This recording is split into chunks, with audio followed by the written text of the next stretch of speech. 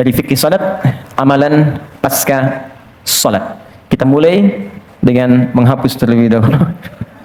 Quran surah ke 4 An-Nisa ayat 103.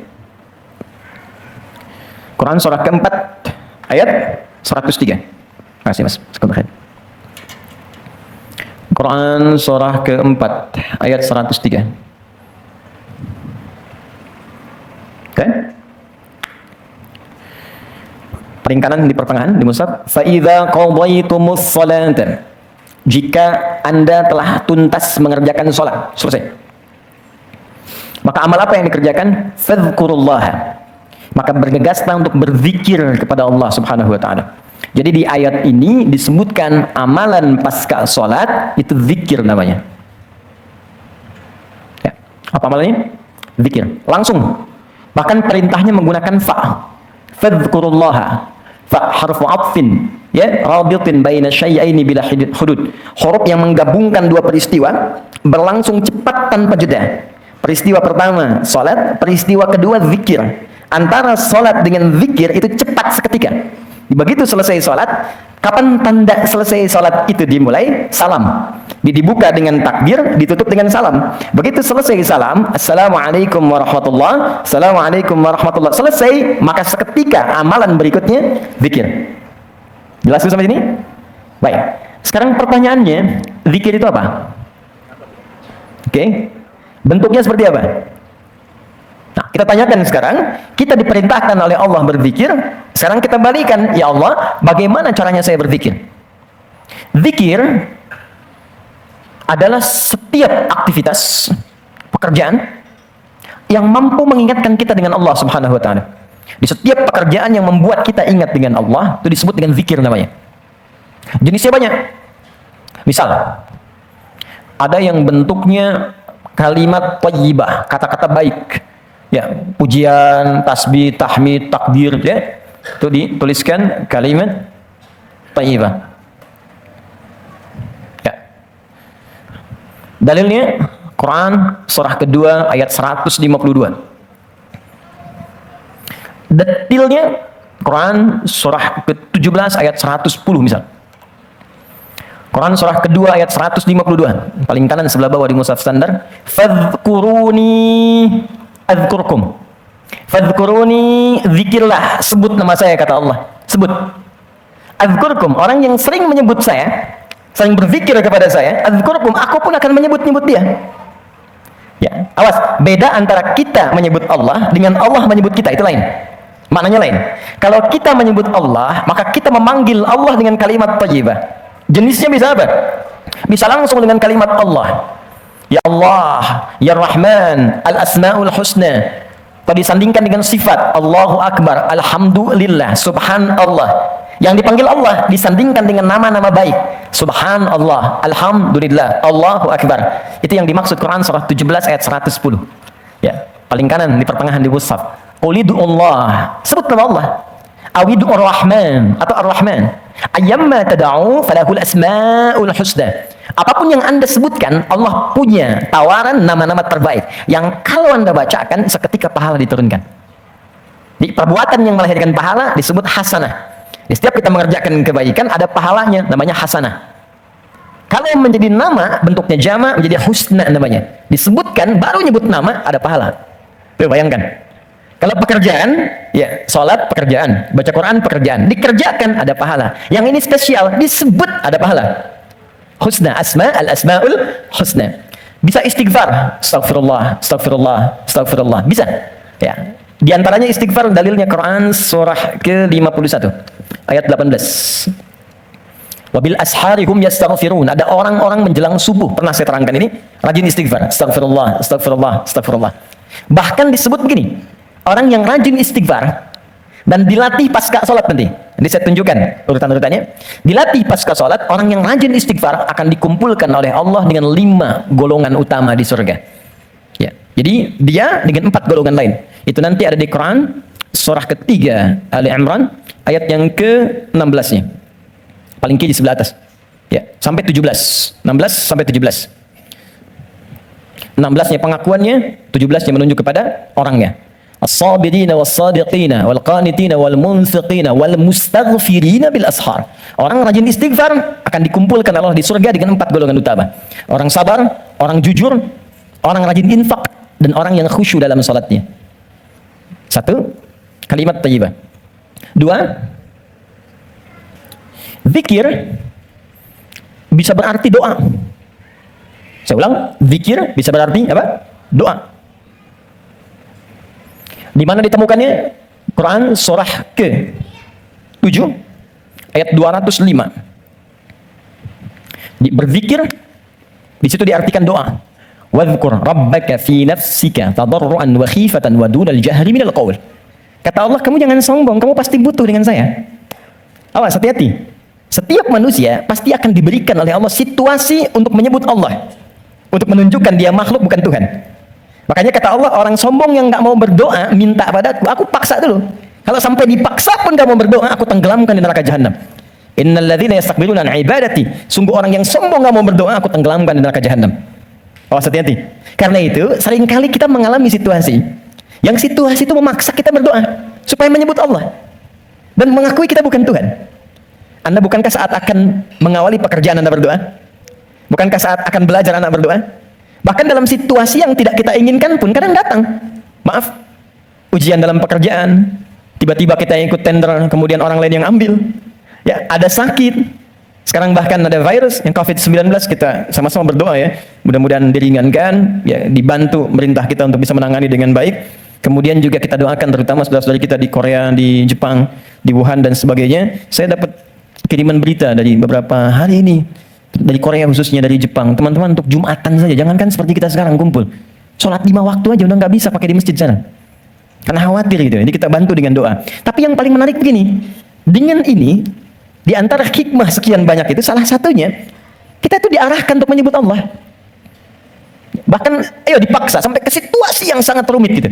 Cari ini belum ketemu, ini belum ketemu. Jadi rumus di Al-Quran itu gini, kalau semua di kalangan makhluk tidak ketemu solusinya, artinya kita cepat diminta untuk bersandar pada Sang Khalik.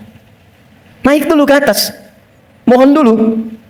Kalau dengan situasi itu pun belum mampu menyebut nama Allah, Anda dikasih sakit, sampai sakit parah, belum menyebut Allah juga, perlu diberi apa lagi? Nah, jadi ini gambaran yang kedua, bisa jadi doa, ya, doa itu disebut dengan zikir. Wadhkur rabbaka fi nafsika, sebut nama Rabbmu, minta sama Allah. Ya, sebut dalam jiwamu dengan khusyuk. Doa disebut dengan zikir. 3, saya cepat. Zikir bisa berarti baca Al-Quran. Di saat Anda membaca Al-Quran, Anda sedang berzikir kepada Allah. Ya, masih ingat tadi di awal? Zikir, amalan yang membuat kita ingat kepada Allah, sehingga kita merasa lebih dekat. Karena itu, mohon maaf ya, bukankah Anda ketika berdoa merasa dekat dengan Allah? Bukankah ketika baca Al-Quran merasa lebih dekat dengan Allah? Maka membaca Al-Quran, baca Al-Quran, itu juga termasuk bagian dari zikir. Dalilnya Quran surah ke-15 ayat 9. Al-Quran disebut oleh Allah dengan zikir. Inna nahnu nazzalna dzikra wa inna lahu lahafizun. Kami yang telah turunkan Al-Quran sebagai zikir, yang kalau Anda bacakan, Anda menjadi ingat dengan Allah. Wa inna lahu lahafizun, dan kami janjikan kami yang menjaganya, tak akan berubah sampai kalian pulang kepada Allah. Itu nyata. Maaf ya, kalau Anda ingin membuktikan kebenaran Al-Quran, silakan bandingkan dengan buku-buku bacaan sekitarannya atau kitab-kitab yang lainnya. Maka di situ kita akan terdorong untuk meyakini ini memang bukan buatan manusia. Salah satunya kata Allah, saya akan jaga, nggak akan berubah hurufnya, kalimatnya, lafadznya dari sejak diturunkan sampai berpulang kita kepada Allah. Tunjukkan pada saya, apakah alif lam mim pernah mengalami perubahan ejaan atau bahasa dari 15 abad yang lalu sampai sekarang? Yuk, 4, saya cepat dulu. Kalau ini membaca, sekarang menghafal, mengulang, ya, menyampaikan hafalan, mengulang hafalan, disebut juga dengan zikir. Jangan terfikir Al-Baqarah dulu ya, karena ini nanti amalan pasca sholat. Nanti ada ayat-ayat Al-Quran yang memang kita hafal, bisa kita baca. Ya, misal yang baru belajar berkata, ya, berkata bahasa Arabnya qala, kul itu berkata, ya, kul huwallahu, kul a'udzu birabbil falaq, kul a'udzu birabbin nas, ya. Baik, itu kan bagian dari hafalan ketika dibacakan. Hafalan disebut zikir. Dalil Quran surah ke-54 ayat 17, ayat 22, ayat 32, ayat 40. Wa laqad yassarna al-Qur'an lidzikr. Agak cepat. 5. Salat Saya mau tanya sebentar, ada nggak setelah sholat fardu, sholat lagi? Ada? Ada kan? Sholat apa namanya? Sholat sunnah kan? Sholat pun disebut dengan zikir. Cuman sholat apa yang dikerjakan setelah sholat? Tapi nama umum sholat itu zikir. Karena dengan sholat kita menjadi ingat dengan Allah. Dalilnya Quran surah ke-20 ayat ke-14. Sholat. Quran surah 14, surah 20 maaf, Toha ayat 14. Innani anallahu la ilaha illa ana fa'budni wa aqimis salata bi dzikri. Teruskan. 6. Allahu akbar.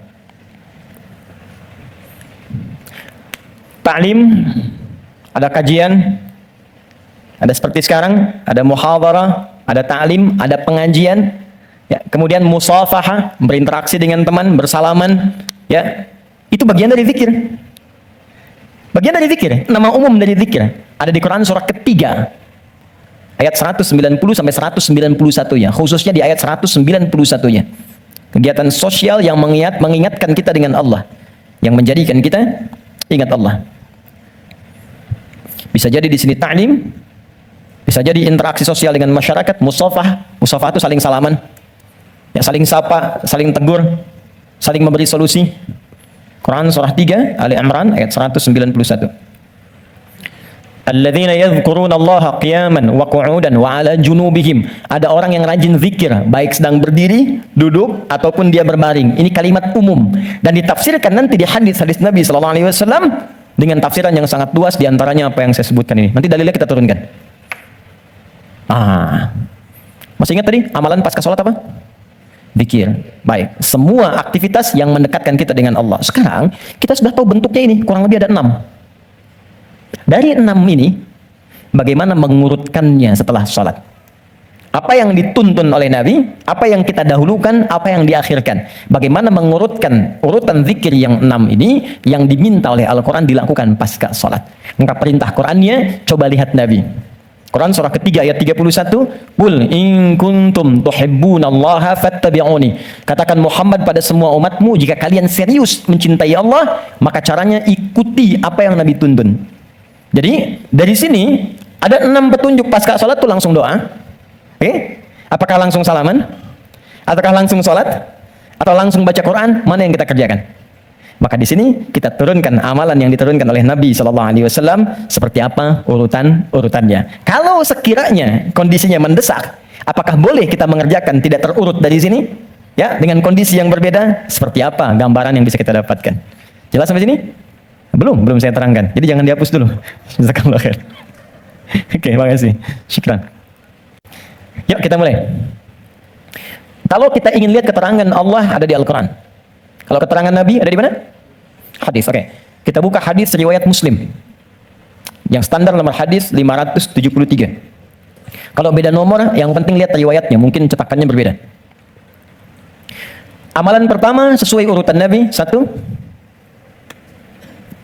Kita gunakan yang ini dulu. Allah. Kalimat thayyibah.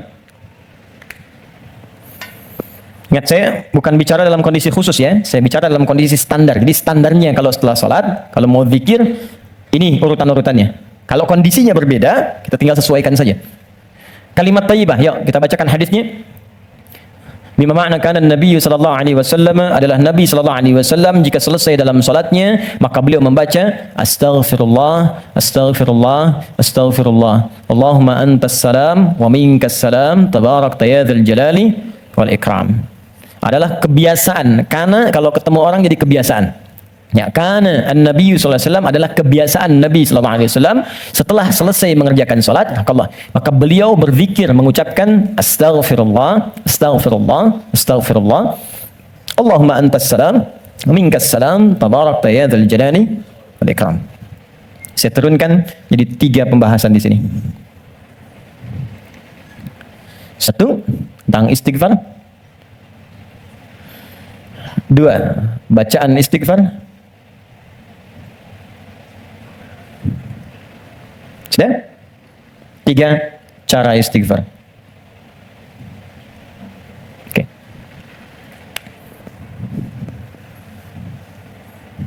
Satu, sunnah pertama, selesai menunaikan salat itu istighfar. dari kalimat astaghfirullah. Apa itu istighfar? Istighfar itu gini, asalnya katanya ghafara, ghain, fa, kemudian ra, ditambah ista. Setiap ada ista artinya minta. Ghafara itu mengampuni, ghufran ampunan, istighfar minta ampun. Minta ampun. Di dalam Al-Quran, kalimat ghafara dan turunannya disandingkan dengan dosa. Dosa. Ya, turunan dari ghafara, ghafir. Ya, Quran surah 40 ayat 3. Ghafiridz dzambi wa qabilit taubi. Dari ghafir ada ghaffar, ghaffar. Quran surat Nuh ayat ke-10. Faqultu astaghfiru rabbakum innahu kana ghaffara. Dari situ ada ghafur. Pernah dengar kata ghafur? Innahu huwal ghafurur rahim. Ada ghafir, ada ghaffar, ada ghafur. Semuanya menunjuk pada nama Allah yang mengampuni orang berdosa dengan semua tingkatan yang berbeda-beda. Kalau dosanya relatif kecil, tapi maaf, sekecil-kecilnya dosa juga. Kalau dosanya relatif kecil, ghafir. Agak menengah, ghaffar. Maaf, semakin terkumpul, ghafur diturunkan. Sampai manusia dipaksa, sebanyak apa sih dosamu?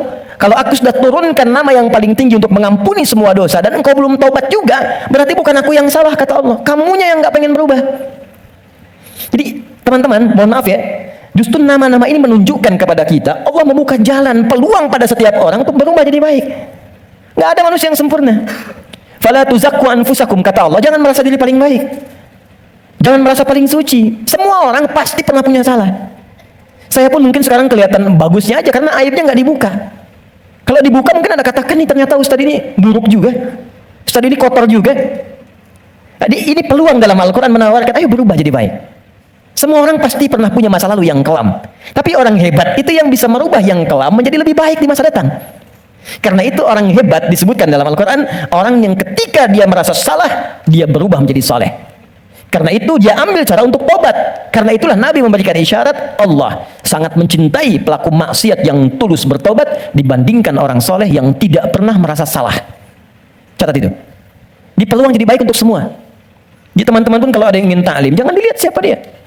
Oh dia ini, dia itu. Mungkin bergabung. Barangkali dia lebih soleh dari orang yang pernah datang sebelumnya. Datang, rangkul, doakan. Insya Allah jadi baik. Nah, ini turunkan. Tapi yang paling menarik teman-teman sekalian, nah, fungsi istighfar yang pertama, kita minta ampun, artinya ada dosa. Dosa apa yang terjadi pertama kali pada orang yang baru selesai sholat? Kata para ulama, jangan berpikir yang besar-besar dulu. Mungkin dosa besarnya yang pertama kali terjadi pasca sholat, dosa yang harus ditutup dengan istighfar itu, dosa kurang khusyuk dalam sholat. Waktu diminta sholat khusyuk kan? Kata Allah suruh khusyuk kan? Wasta'inu bisabri wassalah wa innaha lakabiratun illa 'alal khasyin. Ayo salat, salat yang khusyuk. Hafidhu 'ala salawati wa salatil wusta wa qumu lillahi qanitin. Quran surah kedua ayat 238. Kata Allah kalau kamu salat yang khusyuk ya. Tapi berapa banyak dari sekian salat yang khusyuk? Bahkan baru takbir sudah kurang khusyuk. Allahu akbar, katanya Allah yang akbar. Katanya Allah yang besar. Tapi kok tiba-tiba pekerjaan jadi besar? Update status jadi besar. Ya, media sosial jadi besar. Kendaraan jadi besar. Allahu Akbar ingat mobil. Allahu Akbar ingat IG. Allahu Akbar ingat Facebook. Berarti kan sudah keluar dari konten kekhusyuan, kan? Nah, kita bisa tutupi. Jadi yang kurang-kurang dalam salat itu, salah satunya diampuni oleh Allah kekurangan itu dengan istighfar. Jadi istighfar yang pertama kita lakukan bisa menutup kekurangan-kekurangan dalam salat yang kita kerjakan. Jadi kalau ada yang kurang khusyuk dalam salat, selesai itu dengan istighfar kita. Astagfirullah, astagfirullah, astagfirullah. Paham sampai sini? Oke, satu. Dua, bagaimana bacaannya?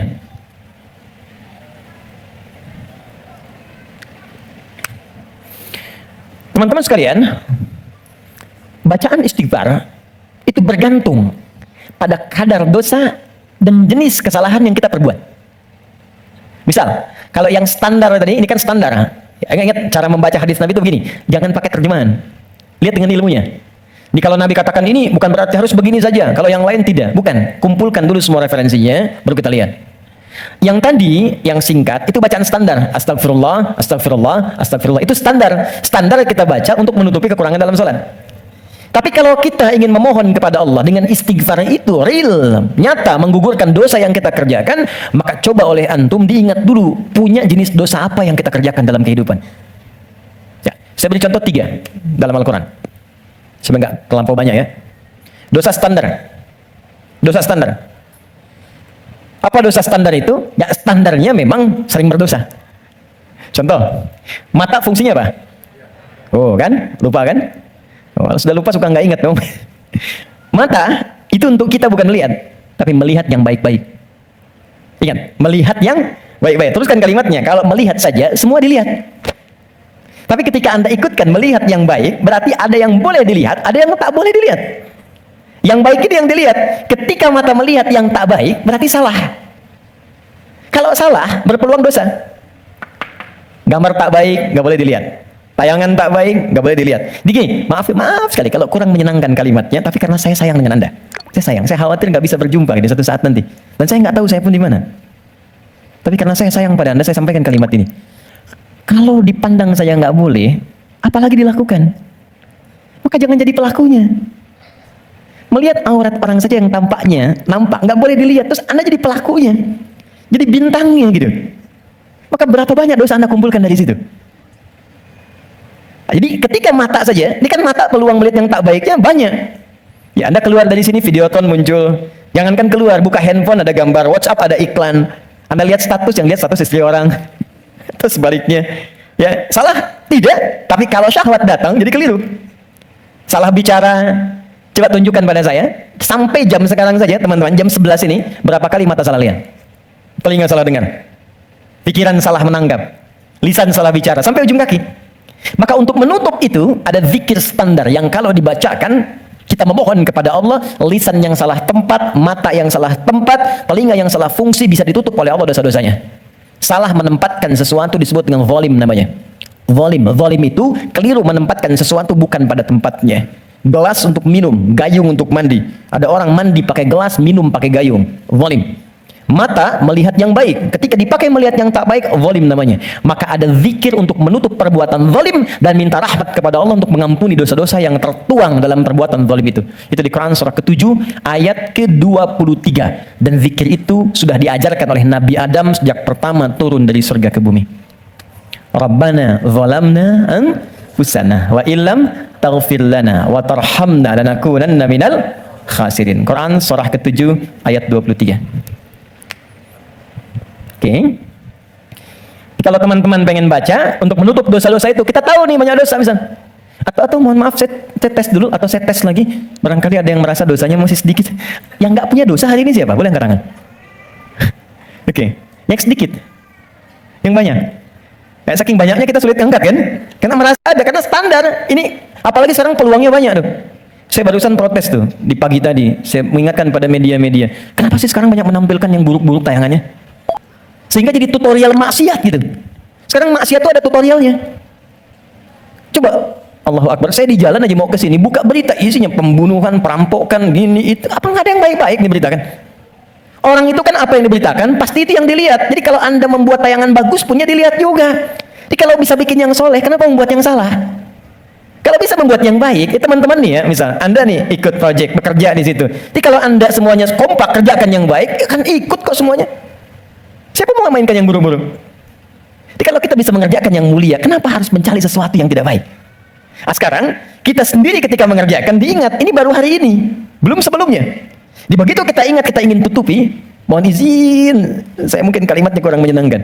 Setiap kita kan yakin akan meninggal, pasti akan wafat, pasti.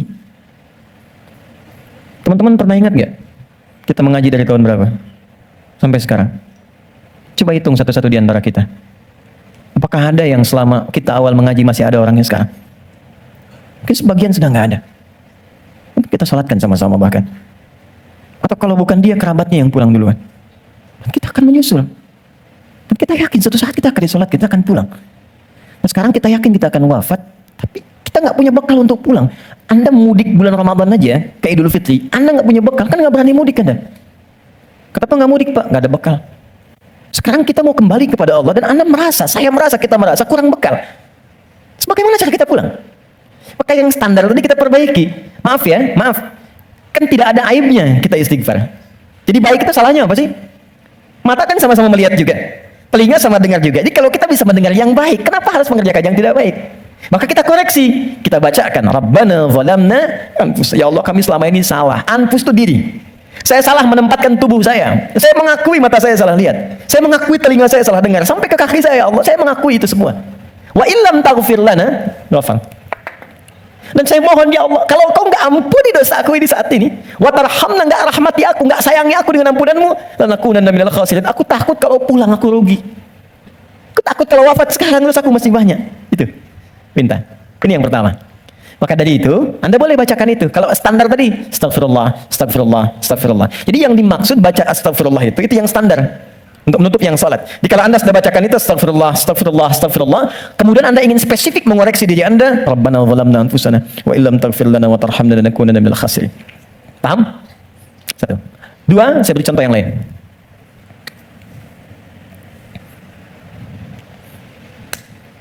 Ada zikir, istighfar, yang terkait dengan kurang sabarnya saat mendapati ujian.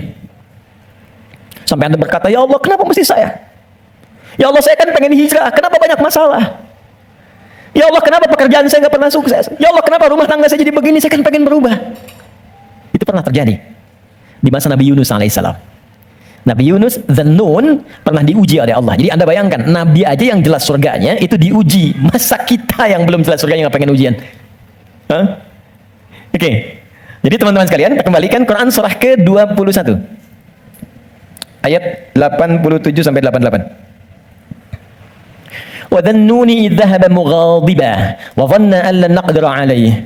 Dan aku perkenalkan, kata Allah, aku buka kisah Dzannun, Yunus alaihissalam. Ya, aku tugaskan. Jadi Yunus punya tugas alaihissalam berdinas di bumi sebagai rasul. Tantangannya nggak mudah. Maaf ya. Ada yang kemudian mencela, ada yang menghina, ada yang menghujat, sampai naik ke kapal, sampai dilempar ke laut, sampai ditelan ikan paus. Puncaknya. Sampai puncaknya. Saya mau tanya pada Anda, kalau ditelan ikan paus, kira-kira pengap atau tidak? Sudah pernah masuk? Gelap ya? Kita bayangkan, gelap, pengap, sulit kan? Tapi, yang ingin saya katakan begini.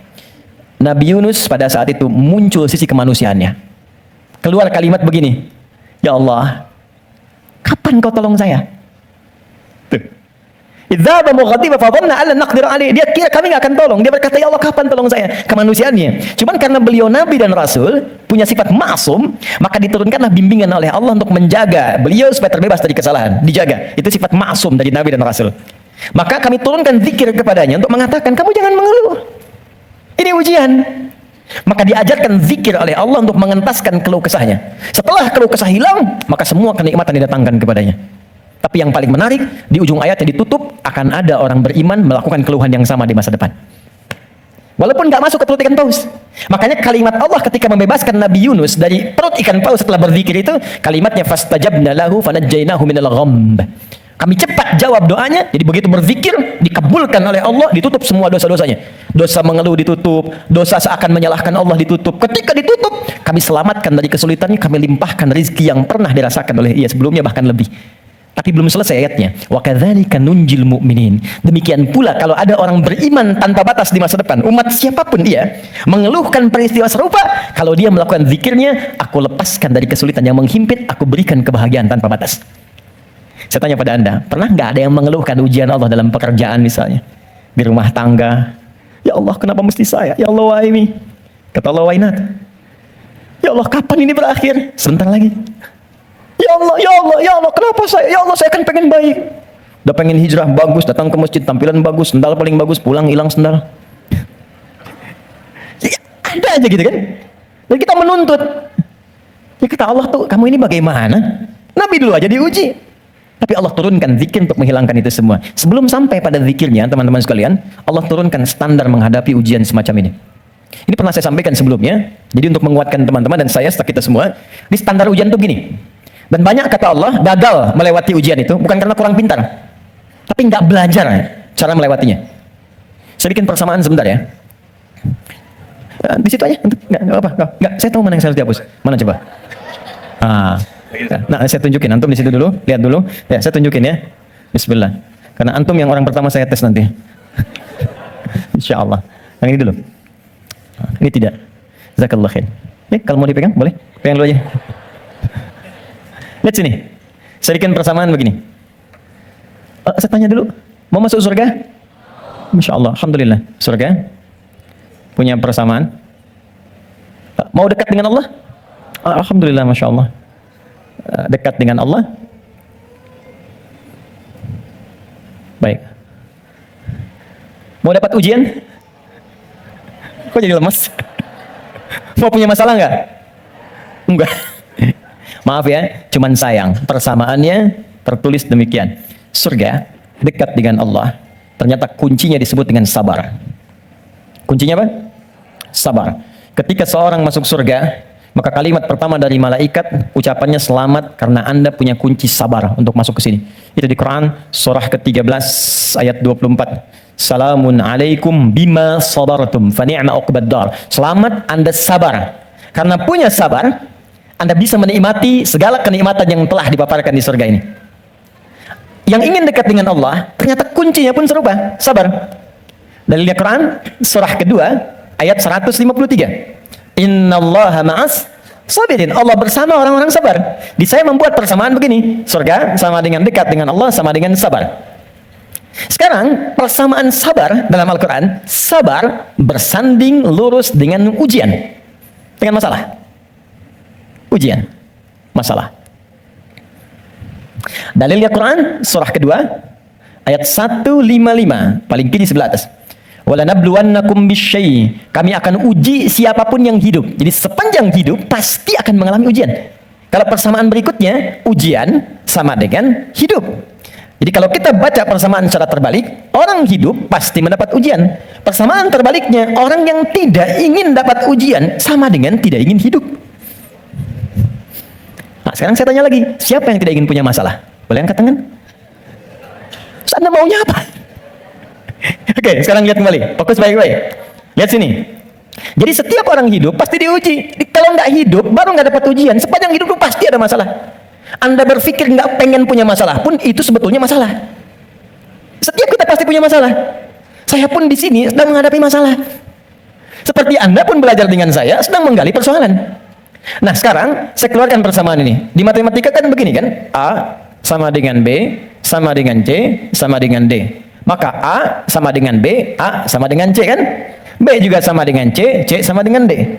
Kita turunkan ini. Surga sama dengan dekat dengan Allah, sama dengan sabar, sama dengan ujian. Maka kalau kita turunkan, orang yang mau pengen ke surga sama dengan ujian. Pengen dekat dengan Allah sama dengan ujian. Pengen sabar sama dengan ujian. Jadi kalau Anda ingin mendapatkan surga, pasti dapat ujian. Karena surga itu kunci untuk mendapatkan nikmat Allah. Dan untuk mendapat nikmat Allah, sabar. Untuk sabar, ada ujian. Jadi ujian itu kunci untuk ke surga.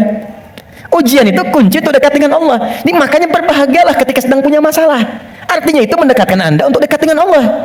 Coba ibu kalau nggak diuji dengan perilaku suami yang kurang menyenangkan, ibu nggak akan mungkin nikmat tahajud malam hari minta sampai berderai air mata. Kenapa jadi ketawa?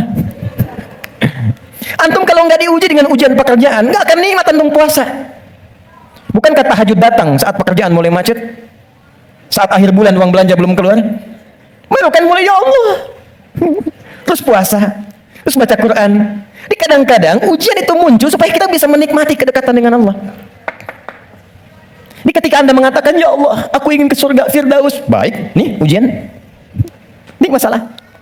Cuman, supaya gampang mengatasi itu, diturunkanlah fikihnya, muncul caranya. Bagaimana supaya ringan menghadapi ini? Jadi bukan gelar yang dibutuhkan di sini. Pelajaran. Anda nggak belajar, nggak lulus ujian. Sekarang ini ada ujian kehidupan, nggak dipelajari. Status Anda setinggi apapun, gagal. Bagaimana rumusnya? Sebelum kita ke kalimat yang kita akan bacakan, maka turunan-turunan di Al-Quran. Ada 3 rumus. Pertama, kalau Anda sedang menghadapi masalah, kalau tidak ingin rumit, baik di kantor, di rumah, dimanapun, pertama kata Allah berlaku Quran surah kedua ayat 286. La yukallifullahu nafsan illa. Ini nih rumusnya. Prinsip pertama, tolong tanamkan dalam jiwa kita. Mustahil Allah menguji seorang hamba di luar batas kemampuannya. Kalau kita bahasakan ini ke dalam bahasa psikologi, itu akan menenangkan jiwa kita. Kalau Anda sedang diuji, katakan, kata Al-Quran, bisa, mampu. Karena mustahil Allah menguji kalau Anda nggak mampu. Teman-teman maaf ya, yang mampu itu Anda, bukan saya.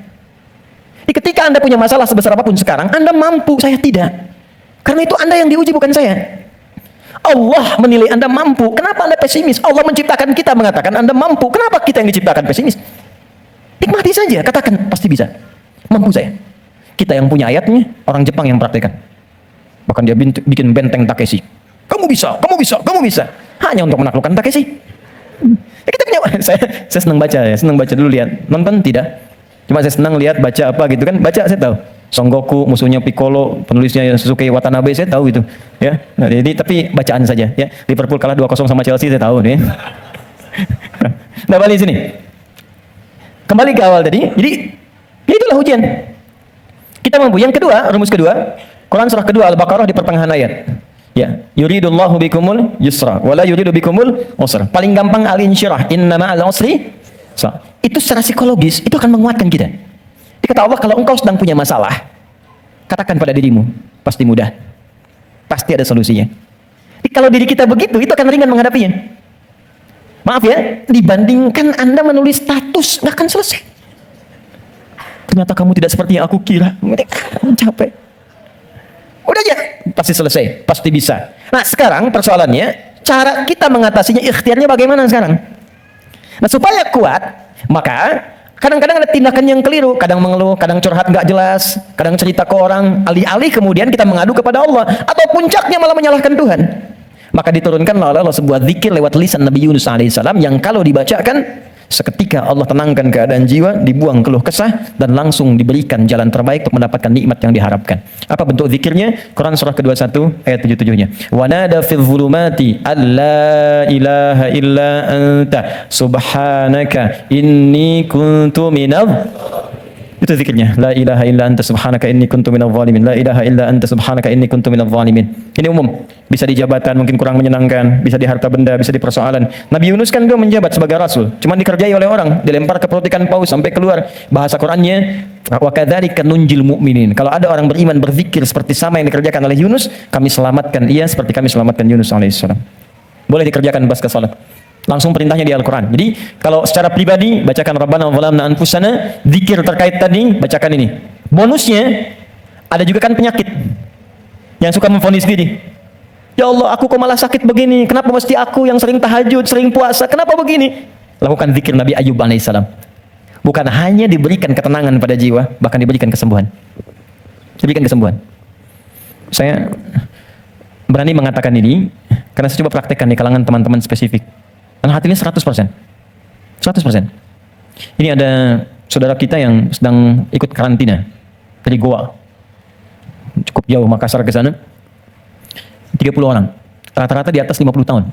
53, 57, sekian. Sekaligus pendidikan imam. Sekarang di Sukabumi. Ada di antara mereka yang matanya satu nggak ngelihat. Satu. Coba saya sampaikan pesan Al-Quran ini, saya datang, saya kunjungi ke sana, saya sampaikan, ini cara menghafal, Anda bacakan doa ini sebelum menghafal ini, setelah menghafal ini. Kalau ada hajat khusus, cari di Al-Quran. Saya tunjukkan beberapanya. Dan tahu apa yang terjadi? 2-3 hari ke belakang, saya dapat berita, ternyata yang nggak melihat ini, hari pertama, kedua, ke-13, ke-14, ke-15, tiba-tiba remang-remang melihatannya. Begitu masuk hari selanjutnya, dia buka kamar mandi, masih pakai handuk, langsung ada cahaya. Ini nyata. Kelihatan semua benda yang di situ. Bisa melihat kembali. Dia keluar seketika, dia langsung sujud bersyukur kepada Allah Subhanahu wa ta'ala. Ini kisah nyata, saya tidak mengarang. Nanti mungkin sebentar lagi ke depan akan kita sampaikan untuk share kepada yang lain. Ada kemuliaan. Jadi kalau makhluk mengatakan mustahil, itu tanda dari Khalik, tinggalkan makhluk minta pada Allah. Nah, ada zikir Nabi Ayub alaihissalam untuk menghilangkan keluh kesah ketika sakit. Itu di Quran surah ke-21 ayat 83 sampai 84. 84 jawabannya. Wa ayyuba idh nada rabbahu, zikirnya anni massaniya dhurru wa anta arhamur rahimin. Allahumma anni massaniya dhurru wa anta arhamur rahimin. Ya Allah, penyakit ini sudah mengganggu saya, melukai saya, sedangkan Kau yang paling sayang kepada saya. Kalau yang paling sayang saja tidak menyembuhkan saya, kepada siapa lagi saya mesti meminta? Oke, jadi itu ya.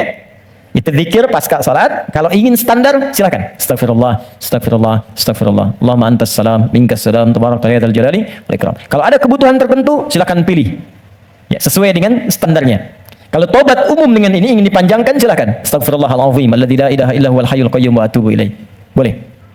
Nah, cuma cara bacanya seperti apa? Karena banyak orang baca itu pun tidak mendapatkan hasil yang diinginkan. Maka terakhir, cara berzikir seperti yang digambarkan dalam Al-Quran dan hadis-hadis Nabi sallallahu alaihi wasallam. Oke, ini bagian terakhir. Setelah itu kita jeda sebentar, kita diskusi kalau ada yang mau ditanyakan. Kemudian nanti kita urutkan selanjutnya kemana amalan-amalan berikutnya. Terakhir, Teman-teman masih ingat apa itu zikir? Amalan yang menjadikan kita ingat kepada Allah. Sekarang gini, poinnya ingat Allah. Jadi istighfar bagian dari zikir. Jadi saat istighfar pun fungsi zikirnya pakai istighfar dengan ingat Allah. Ini bukan cuma diucapkan di lisan. Astagfirullah, astagfirullah. Jangankan antum, beo pun bisa. Ajarin beo antum di rumah. Astagfirullah, astagfirullah, astagfirullah, astagfirullah, astagfirullah, astagfirullah. Bisa. Anak antum ajarin, astagfirullah, astagfirullah, astagfirullah. Jangan kena habis sholat, ada anak mau disuntik istighfar. Astagfirullahaladzim ya Allah, astagfirullahaladzim ya Allah. Ampuni aku ya Allah. Buka YouTube, ada. Ya. Jadi anak-anak tuh unik pokoknya. Apa yang diajarin, itu yang dia tangkap. Diajarin tayo, dia sebut tayo. Oh tayo, oh tayo. Bokar, poli, embers, macam-macam. Ya. Jadi, kembali ke sini. Jadi kalau kita ingin bacakan ini, maka fungsi zikirnya pakai ingat Allah. Nah, kalau kita ingin gunakan istighfar dengan mengingat Allah, bagaimana cara Allah meminta kita membaca istighfar itu? Itu yang kita keluarkan. Di Quran surah keempat An-Nisa ayat 17-18. Quran surah 4 ayat 17-18. Ini caranya. Kalau ini nggak dipakai, jangan harap mendapatkan apa yang tadi diinginkan. Innamat taubatu 'ala Allahi lilladzina ya'maluna su'an bijahalatin thumma yatubuna min qarib. Sungguh taubat yang hanya diterima oleh Allah itu. Jadi di sini ternyata berzikir dengan istighfar disandingkan dengan kalimat taubat. Tadi masih ingat nggak? Istighfar itu kan meminta apa? Ampunan. Kalau minta ampun lawannya berarti punya apa? Salah, punya dosa kan? Baik. Dosa itu perbuatan baik atau buruk? Buruk. Buruk itu bahasa Arabnya su. Su itu buruk. Ya. Innamat taubatu 'ala Allah lilladzina ya'maluna su'an. Sungguh ada orang pernah berbuat dosa, perbuatan buruk. Kita ingin itu dihilangkan. Maka cara menghilangkan perbuatan dosa, tadi dengan berzikir. Ternyata zikirnya oleh Al-Qur'an disebut taubat namanya. Ini. Istighfar itu taubat. Dosa, perbuatan salah. Kalau ingin digugurkan, minta ampun. Minta ampun bahasa Arabnya istighfar. Ketika akan minta ampun bahasa Qur'annya disebut taubat.